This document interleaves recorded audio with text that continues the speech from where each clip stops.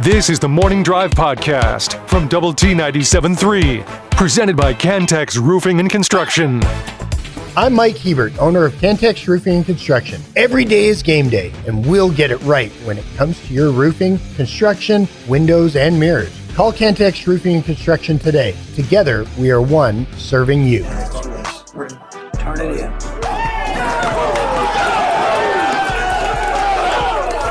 Hey, man, congratulations. Man, you're a cowboy. Thank you. I appreciate that. Man, we're happy. That was Jerry Jones last night. Coming up at 7, we'll preview Tech and Oklahoma State and continue the draft conversation, 6:45 this day in sports history. So I got to admit, I did, when it got to the Cowboy picks last night, I was monitoring 100.7 the score for our draft coverage. And the secret audio is what they call that. Secret audio, okay. Secret audio. So when they were talking to Caleb Jones on ESPN, they said, and you just talked to Jerry Jones. This is before I heard the secret audio. And he said, he goes, but I didn't listen. I mean, you're excited. I mean, you're the 11th pick overall. You just kind of had some dreams realized by being selected in the first round. And, here you got Jerry trying to, can you hear me? Can you hear me? And then it was just a cluster. But I mean, it was classic. I mean, it was like, you're a cowboy. And then with Malachi Lawrence, it was a little bit the same. Yeah. It was a little bit the same. Yeah. It was a little bit Didn't ask him if they wanted to be a Dallas Cowboy. I thought you'd be disappointed. I was a little disappointed in that. But you're all getting all choked up about it now, so you can't be that much disappointed about it. So what really made it fun is if he said, well, not really. I was really hoping to be taken by the Chargers. Right, yeah, right. But so they get and then go, just kidding, Mr. Jones. I'm super excited. And then they're like passing the phone around like the family at Christmas time. Okay, here's your coach. Here's Coach Schottenheimer. And then Coach Schottenheimer gets on. Hey, real happy for you, brother. We were ready to get you in. Let me have you talk to our DC. Here's, KP or whatever his name is, And I mean, it just went down the line. It was just like, oh my God, wow. But it was, I mean, it's fun. I mean, it's fun for the players, and I'm sure fun for their families. And just to, I can't imagine what that night is for so many people. No question. So many of them. No question. Who was the guy late? I think it was it the guy the Chiefs took late that had the black suit on and everybody else was in white suits? Well, and it turned out that was Peter Woods, and it turns was that who it was? Yeah, and my goodness, that cracked me up. Because I wrote that down on my little notes. And actually, it turned out it was green when it was all said and done. It was a green suit. Okay, whoop-de-doo. Yeah, I mean, the fact that everybody else had to be dressed in white, and he was in a different color. I mean, just like. Yeah, no, that was. I don't know. That was comical. It was awesome. And then Reuben Bain, when he was drafted, everybody in his group was wearing brown suits, and like all the men were wearing the same brown suit. There was one person that had like a pinstripe on, and all the women kind of had the same style suit as well. So they were all like looking together. So that was pretty cool. This is the important type of suit talk you get, unlike any of the other programs on Double T 97.3. We give you full coverage. Okay, so I bet you the other programs will talk about the clothes too. The thing, and I was with you on the drafting up or trading up for the two 5th round picks, and then you gave up for the one slot there to move up. But hey, if Caleb Downs turns out to be like Rod Woodson, then hey, so be it, right? Sure. Again, I don't have a problem with the pick. I know zero issue with the pick, with either of the two picks. I just don't understand the logic. And what, did they hear rumors that Miami was looking to trade it and that someone was going to trade in front of him that was also looking for safety? Mm-hmm. I think that's the exact case. That would be my guess. Yeah. I mean, they were, and I think the other thing, or Darren Woodson, I said Rod Woodson, Darren Woodson. If you get Rod Woodson, that'd be good too. Yeah, right. Yeah, he was pretty good. He was pretty good for the Raiders, but Darren Woodson's the one that played for the Steelers. Or Steelers, yeah. Darren Woodson's the one that played for the Cowboys. But in the ESPN's, according to the Dallas Morning News, and I heard this stat last night on their coverage, there's like a 12% shot that he'd still be around for the 11th pick. So I think the Cowboys were surprised that he was available, and he was obviously somebody that they had probably targeted and was all about. And what do you feel? How do you feel about the edge rusher from UCF, Malachi Lawrence? I mean, he's not DeMarcus Ware, but he's a good one. He's not David Bailey, but he's a good one. Mm-hmm. You need lots of help for the Cowboys on the defensive side. You had 2 first-round picks. You used both of them on defense at key positions. It's hard for me to find fault in either pick at this point. Now, in 2 years, if they're both out of the league because they couldn't keep healthy or they couldn't get on the field and can't do those kind of things, that's a different conversation. But as we sit today, you had 2 picks. You now have 2 players both on the defensive side of the ball at need positions. Yeah. And probably guys that can come in and that feels like a win to me. Yeah. Obviously can compete and play right away and should be able to fill a need almost immediately for you. So that's the good thing. And then they were able to get some extra stuff, go back in and be in pretty good shape for for today.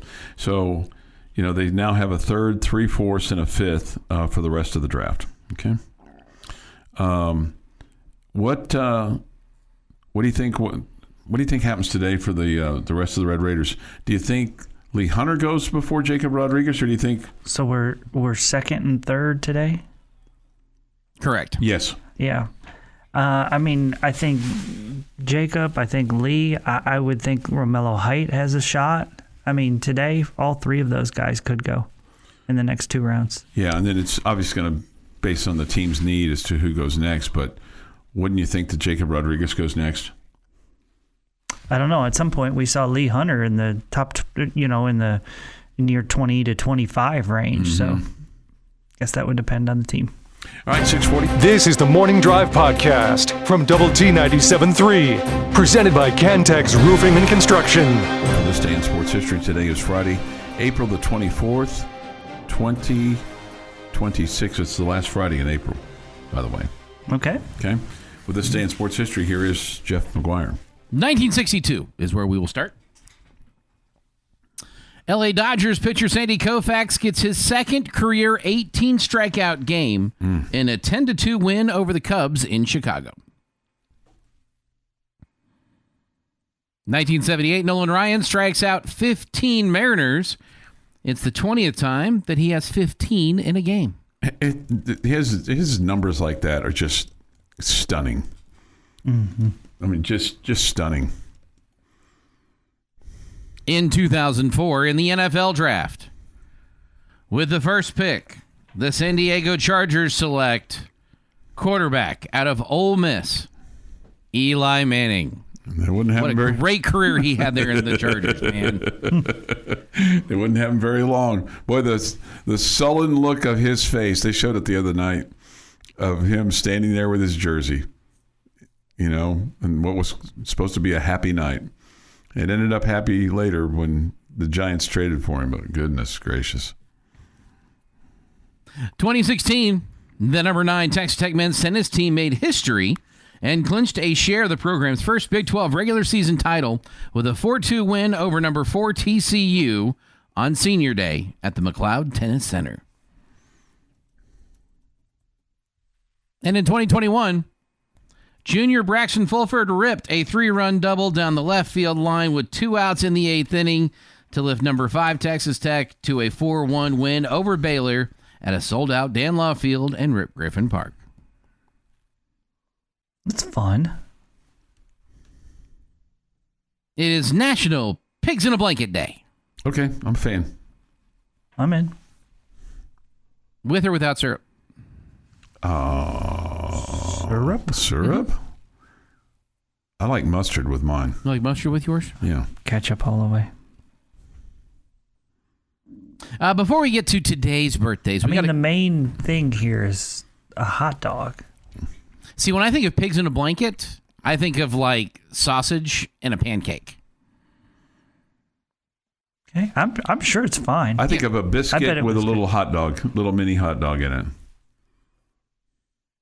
Yeah, I think of a hot dog. Yeah. Again, that's why ketchup and mustard seems more typical to me, but I think Jeff makes sense too. Syrup. Mm-hmm. Yeah. Well, the pancake is where, or the pancake type material is where the syrup comes in handy. Before we get to today's birthdays, big, huge one. Chad Bettis turns 37 on Sunday. Wow. It's good. Kelly Clarkson today is 44, Barbara Streisand 84, Shirley MacLaine 92, Chipper Jones 54, and Carlos Beltran is 49. And on this day in 1800, President John Adams approves legislation to appropriate $5,000 to purchase, quote, such books as may be necessary for the use of Congress, end quote. Thus establishing, words are hard, the Library of Congress. Okay. The first books ordered from London arrived in 1801 and were stored in the U.S. Capitol, the library's first home. The first library catalog, dated 1802, listed 964 volumes and 9 maps. 12 years later, the British Army invaded the city of Washington and burned the Capitol, including the then 3,000-volume Library of Congress. And that is this day in sports history. This day in sports history. I was trying to see where exactly Braxton Fulford was right now. I think he's at AAA Albuquerque. I think he went back down. Yeah, I believe so. Yeah. He's been up this year. Yeah, I see a home run that he hit on March the 30th for the Rockies.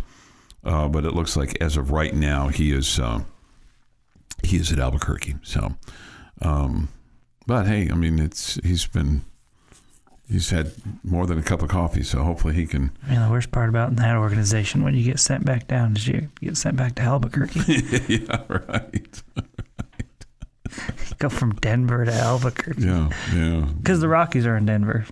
Right. Yeah. I just didn't know if anybody out there knew. Yeah, no, I think it's helpful to. At least you stay in the mountains. Remind people of that. You know, it's true, Jeff. That the Rockies are there in Denver. Yes. Yeah. I mean, again, I know you're just trying to help everybody out.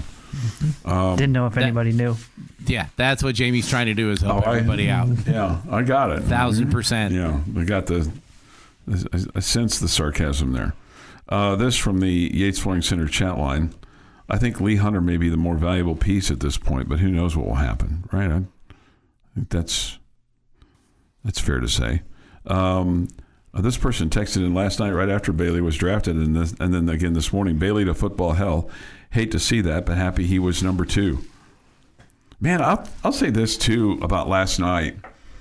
I get it, but still, I mean, for it to happen, it was, I thought, interesting. Basically, all the guys that were interviewed last night, they all said essentially the right thing. You know, there wasn't really any controversy. There wasn't any, buddy that was up. Usually? Well, I mean, it just seemed like, I don't know, it just seemed like the guys that the NFL deserves thanks for first-round picks talking to a microphone correctly?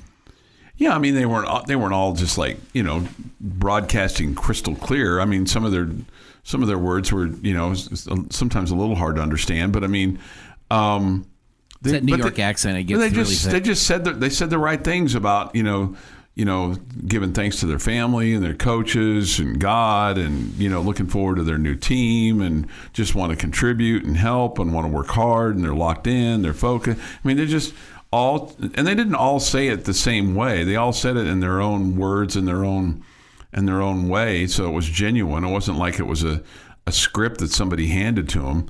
But David Bailey, the way that, he was asked about, the Jets, and he's like, hey, I'm looking forward to being with my new teammates. I'm looking forward to being with the coaches. I'm looking forward to helping, get this thing, turned around, so to speak, and realizing that it's not just him, it's the whole group, the whole unit. I just was impressed with, how well they all kind of handled that moment, because it's hard. I mean, it would hard to be not make it about you. It'd be hard to, not kind of come off really with a large ego. I thought everybody was pretty well grounded last night with the ones that they talked to, and they come from all different walks of life and styles and backgrounds and things like that. So I don't know. I just thought that was pretty cool last night. That there was that. There wasn't the beating of the chest or anything like that. And what Chuck is really saying is he's very proud of the handlers for doing their job over the last 3 weeks, getting these guys ready for the first round draft. Yeah, but I mean, it's not like they haven't had some coaching on how to be interviewed, and which can be challenging in terms of if you've never been in that spotlight before. I mean, here they are on a stage in front of 200,000 or 300,000 people. They're on national television. They've just been drafted, and they kept their wits about them. So I thought that was impressive. I think that's hard sometimes. Thanks to the texter with regard to the two ladies that were with David Bailey last night. One was his mom and one was his sister. Apparently, they interviewed him on the ABC coverage. I didn't see him talking about them on the ESPN coverage. But man, the parents of these players, Jamie, I know that you see this too. They're getting younger and younger. At least it looks like they're getting younger and younger. Just they're getting younger. I'm getting older. Okay, there it is. But I mean, just when I look at them, I'm like, God, they look just like kids. These parents of college age, and they're not. They're not. It's just my perspective has changed. Yep. But they're getting younger. It just feels like they're looking younger. Maybe they're doing a better job of taking care of themselves than than our group. Good for them. Yeah, absolutely. The Morning Drive podcast from Double T 97.3 is presented by Cantex Roofing and Construction. Were there so many more linemen in the first round than I can even remember. Okay, David, I haven't looked at the numbers, but it felt also to me like it was a very defensive-oriented draft. Okay. That's what stood out to me. It felt like every time I turned around, there was a defensive guy being picked. Remember, it's just the first round. Yeah. It wasn't the draft. It was just the first round. Yeah, the first round. Yeah. It did feel like there were a lot of defensive players, widely thought of as one of the weakest first rounds heading into the draft. That was what was expected. Mm-hmm. Most teams had really grades of 20 or less as truly first round picks. I think that's why you saw teams trading out or trading back, because they didn't want to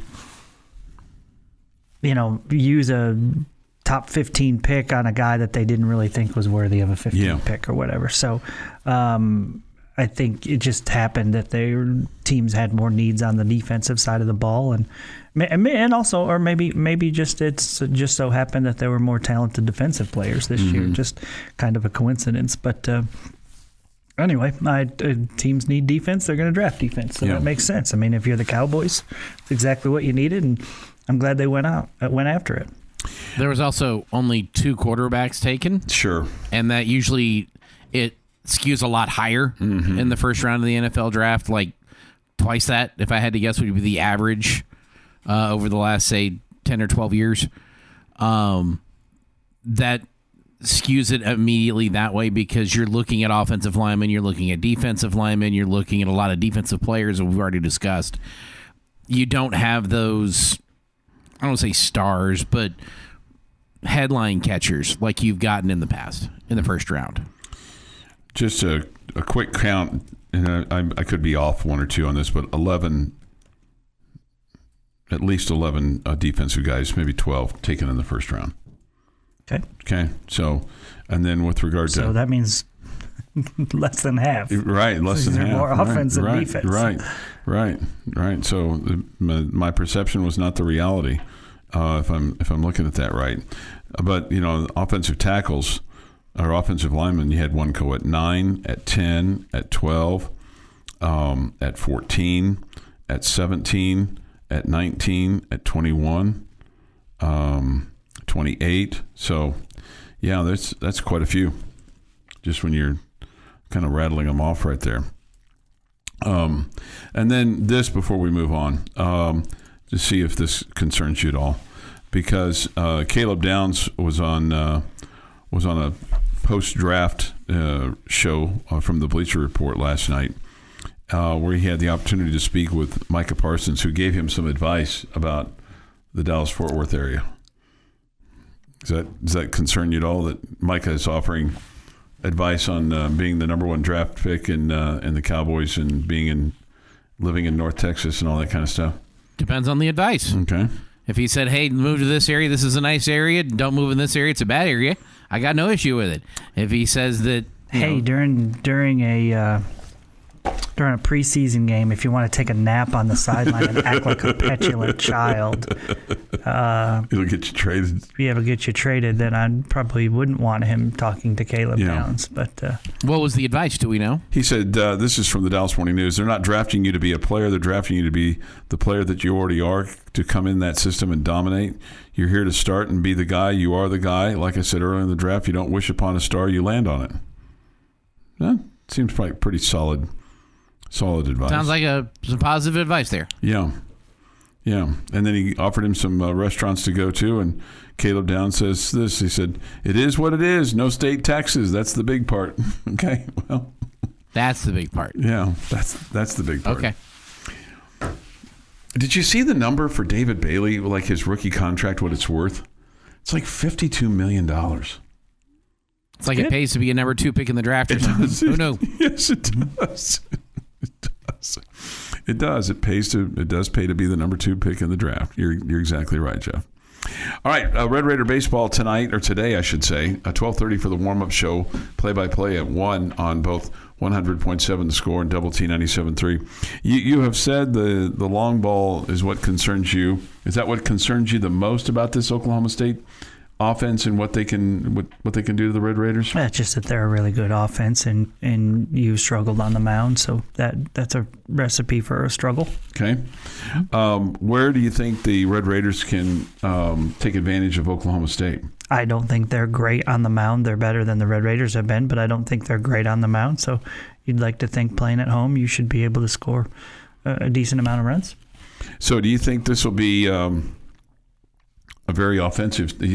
By saying all this, you think this is going to be a very offensive series then? Correct. Okay. So like 12-10, stuff like that. Do you think that's possible? Okay. What do you like about today's starter, Johnny Lowe? He was terrific last time out, his best outing of the season. Johnny does a pretty good job of keeping the ball down against a team that hits a lot of homers. So you like that. I mean, his stuff is really good. And, a guy that has just been one of your best pitchers. And so you're getting the opportunity to get him out there early on in a game, and I mean, hopefully, start off better than you started these 3 games this past weekend. In one of them you trail after 3 by only a run at 4-3, but the other 2 you're down in the 4th 7-0. You're down at the end of 3 6-0, and it's a tough hill to climb after that. Mm-hmm. So Johnny Lowe gives you an opportunity here to hopefully get your offense going and get some confidence going early on in a game instead of playing from behind. The other side of that is that your offense needs to get going earlier. It feels like they have not done a great job this season of scoring a lot in the first 3 innings of games. So it's taken them a little time to see a pitcher and kind of adjust. But until at least 2 games this week, that was not the case at all. You scored 6 in the second, 5 in the third on Tuesday, and then 5 in the first on Wednesday, which was nice to see. Do they play better during the day or during the night, or does it really matter? I don't have the stats on that. Okay. Yeah. I mean, they're there, but I don't look at them. Okay. And then just play baseball. Be better. Play good. I got you. I mean, some teams have that trait, whatever. The other question I was going to ask you is, does the wind, is it more during the day or at night? Seems like probably more during the day. It just blowing out. Depends on the day. Yeah. I know you're not a weatherman. I I don't obsess over the weather. Yeah. I obsess over the baseball. Yeah, no. See, I thought it was the lack of a green screen behind him and his ability to want to wear a suit. That's what gave it away for me, anyway. I've seen him use a clicker, though. He's got some clicker moves. Do you have some clicker moves? Sure. Sure. Okay. Sure. Okay. So it's Johnny Lowe today, and then Jackson Barnes tomorrow, and to be announced on Sunday. We'll have all three games for you here on Double T 97.3. They all three start with the warm-up show at 12:30, and then balls and strikes just after 1 today, I should say, tomorrow and Sunday afternoon. Your daily dose of sports and fun. This is the Morning Drive Podcast from Double T 97.3. Presented by Cantex Roofing and Construction. Jamie's question of the day on Double T 97.3 is brought to you by Connecticut of West Texas. All right, maybe this is a simple one. I'm not really sure if it is or not. But looking at this year's Red Raider football team, which couple of guys, give me two guys, do you think will have the best chance to get drafted early next year? Early. I should give me two guys. Okay. When you say early, like first, second round, is that kind of what you're thinking? Something like that? Which two will be the earliest picked? I guess A.J. Holmes comes right off the tongue.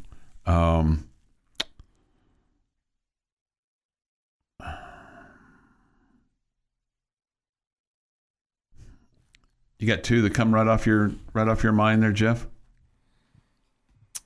One of your running backs. Yeah. I don't know which one. And I'm thinking more second round would be early for that. And then Sorsby. I mean,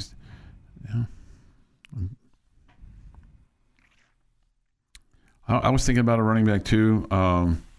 I'd love to tell you Terrence Carter, but I think there's the question is he big enough? Can he make enough? Can he make enough grabs?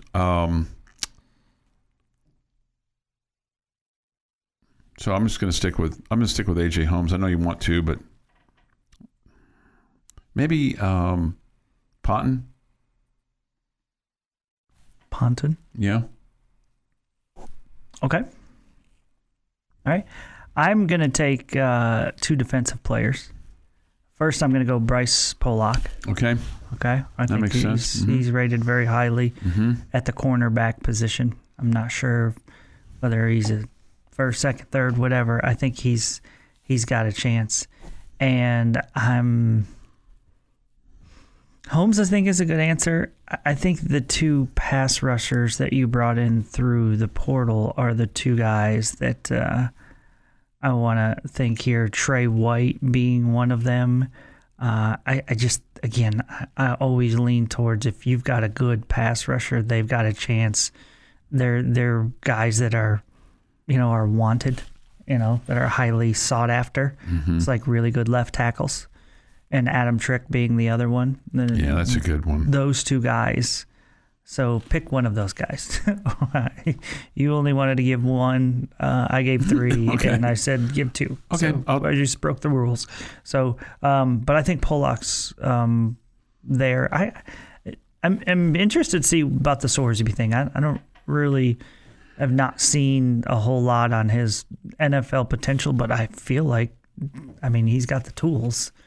So I guess it all depends on how good he is this year for the Red Raiders. Hopefully they're talking about him being highly, sought after, because that means he's had a good season with Tech. Yeah, he's got size. I think he's got the arm. How does it all translate from here? What does he do here that can you put you on his back and go win 11, 12, 13, 14, 15, 16 ball games? Pick your choice. 16 probably be the one ideal. If I got to choose, yeah, that'd be where I would choose. That'd get you to where you need to be, for the most part. You got space in the trophy case for that. It also depends on what the rest of the quarterback class looks like. Who's coming out? Who's going to stay another year in college? Not necessarily to better their draft, but to take more advantage of the NIL. that also plays a factor in Sorsby's future. Feels like Howard Sampson and Hunter Zambrano need to be in on the conversation as well. Feels like they'll be guys that at their, with their positioning, and really good offensive linemen. Yeah. Bryce Butler and the other transfer that I can't say his name, Mateen. We'll just give his first name. Oh, yeah, right. Yeah. Wake Forest. Who's from Wake Forest, I believe? Yeah. Feels like those guys have a chance to be high draft picks. Mm-hmm. So there's 4 big men there for you in the trenches, and then you had already mentioned Holmes, which I think is a good one. So 2 that I brought up were edge rushers. So yeah, that bodes well for your team if you have that many guys that you think have the potential to be drafted. Yeah, and the guy that he's named, it's challenging, right? We're going to have to get used to that. Yeah, we'll hear them say it enough that we'll get it at some point. Become just secondhand knowledge. This from the 8 Center chat line: Sampson and Sorsby and Pollock. Maybe Ben Roberts, our linebackers this year, will be the best in the nation. That from Mr. B. Okay. I heard Todd McShay and Daniel Jeremiah on a podcast talking about next year and mentioned Sorsby as one of the top 3 quarterbacks, along with Dante Moore and Arch Manning. Obviously, a lot can change in a year, but if he's similar to what he did last year, he should go high. Somebody else brings up Adam Trick. Somebody else says, I think Pollock is solid, but let's not disregard the effect a phenomenal pass rush / defensive line has on a secondary. We saw the opposite effect a few years back when we had no pass rush. That's fair. Okay. Here you go, Chuck. Ibaroba. Okay. Ibaroba. Okay. Mateen Ibaroba. Okay. Ibaroba. I've got a nice little pronunciation guide in here for us, and I actually used it. So thank you for putting it in there. Ibaroba. Okay. Mateen Ibaroba. I like that. Mateen. That's a good name. 7:38 this morning here on the Morning Drive. Take your thoughts, comments. Not maybe quite enough time to do justice with this, but for as difficult a start as he had, switching gears back to baseball, man, Josh Young over the last couple of weeks has just been absolutely lighting it up, Jamie. Yeah, he's been on fire. He's been, I heard somebody, a Rangers podcast recently, say he's been one of the best hitters in baseball over the last few weeks. And this from the Dallas Morning News, his last 2 weeks have been the second best 2-week stretch of his career, just a run behind in May of 2023. In his last 12 games, he's had 8 doubles, which is the most he's had in a 2-week period. And they say a sign he's making hard contact without trying to pull the ball too much. Okay? So, man, knock on wood for Josh Young. Mm-hmm. Well, that's funny because, Josh coming out of college, it was that he didn't pull the ball enough. That was criticism of him. He wasn't going to hit enough home runs because he wasn't pulling the ball enough. Mm-hmm. He went back through the middle or the opposite way too much. Needed to go to the pull side where his true power was. And now they're telling him he's trying to do that too much. Gotta love it. Tomato. Your daily dose of sports and fun. This is the Morning Drive Podcast from Double T 97.3, presented by Cantex Roofing and Construction. The Power Hour is presented by Service Compression, committed to service, advanced technology, and field-proven compression expertise in the oil field. See them at servicecompression.com. 8:02 this morning here on the Morning Drive. Good morning. Jamie Lent, Jeff McGuire. I'm Chuck Heinz. It's Friday. The weekend is upon us. So hopefully you've got some fun activities involved, or maybe you've got some, stuff you need to do around the house or yard or things along those lines. So look forward to hearing reports on Monday morning, of either tasks completed or fun had. That would be exciting. What? Loading up the chat line with, I mowed the lawn. I washed down the baseboards. Okay. I dug some weeds out of my flower bed. Okay. Well, that'll be exciting. Riveting. Riveting. I got drafted in the second round. That would just be Jacob Rodriguez texting in. But hey. Yeah. That would be. Are we exciting. that hard up for people to reach out to us that we want to know that they're gardening this weekend? Oh, probably not. Okay, Probably not. I mean, but hopefully hopefully everybody has a good weekend, right? Yes, absolutely. Yeah, hopefully everybody has find something that they. Well, not want to everybody. do. I don't want the Oklahoma State Cowboys to have a good weekend. Well said, Jeff. Yes, there you go. All right, basketball. You talked about it in the Boom Boom Boom, but the Red Raiders pick up another guard. I feel like we're guard heavy right now, and I feel like you got another one that you're going to get. Dre Gibbs Lawhorn is the latest acquisition for the Texas Tech men's side. He's a transfer from UNLV. He had 2 years at Illinois, a year at UNLV, and now he'll be a Red Raider. He started all 35 games and averaged 20.7 points, 3.1 rebounds, and 2.5 assists a game. Okay, so hopefully that translates to stiffer competition than what he faced at UNLV. I mean, dude can score. Yeah. Yeah, he's got skills, so I'm not saying he's going to score 20 per contest. Part of that because he's got more talented teammates around him that are going to share the load for him. But you would think, he's a double-figure scorer for you, no question. So let me ask you this, and I think you and Choice discussed this a little bit yesterday when this word kind of came out, and he confirmed it. And does this make you feel like Christian Anderson's not going to come here, or that they've moved off of him, or just, if you've got a spot open for him when he's ready, you're going to welcome him back with open arms? I would say that I think that it means that the Red Raider coaching staff has serious concerns. Okay. Because you've now brought in 3 guards, and that they have concerns whether he will be back or not. I don't think anything's set in stone, and I 100% think they would take him back if he decided to come back, but they're preparing their team as if he is not coming back, which is the right thing to do, in my opinion. Okay, yeah, right. So I think they have concerns. Okay, I think they're doing what they need to do. Let's just say the 5-for-5 deal gets passed, next month. Mid to late May is when this is supposed to come down the pike. Feels like it's going to happen. All right, so do you think Darion Williams has a chance to come back here? No. Okay. I mean, you heard the things Grant McCaslin said. Yeah. I mean, do you think he's going to come back? He could he could have stayed here last year. Yeah. Is Grant McCaslin basically going to say? Because what he would be saying then is, okay, we thought we didn't need him, but we really do need him. Yeah. I just don't think he's going to do that. Yeah, I think you're probably right about that. You thought he was coming back? No. I'm just asking the question. I just saw a couple of blurbs about it from different folks, and so just thought I'd throw it out there.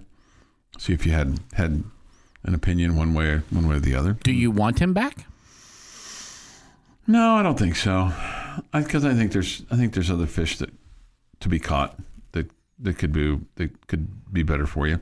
I want people that want to win and want to play hard. Oh, I think he wants to win. Does he want to go through the effort though? I don't know. You'll have to ask Graham McCaslin that. Yeah. So we'll see. But are you resigned to the fact that the 5-for-5 is going to get passed? Yeah, I assume it is. Yes. Okay. Mm-hmm. And then that opens up maybe, so many different avenues for so many different players, but then it closes avenues for others too. Yeah, I don't think it will. You don't? I think there's going to be an injury, so now it's 6-for-5. And then there's going to be, I didn't play my first year, so now it's going to be 7-for-5. And we're just extending it. Well, the thing that I wonder about is, okay. This is the NIL version of bracket creep. Okay. Somebody says, I want Donovan Atwell back. You'd take him back, wouldn't you? Absolutely. Yeah. What it makes me wonder is, so do to the people that played in 24-25, do they now all of a sudden get lawyers and sue for the right to have a fifth year? Yep. Yeah. And I think that you have, these guys that have been denied their sixth and seventh years. They're gonna go lawyer up and get themselves in front of a judge and try to get a year back. So it just never ends. You just want somebody to say, you need somebody to say no, but I don't know that anybody's got enough power, because it feels like all the power has been totally ceded to the players at this point. Yes.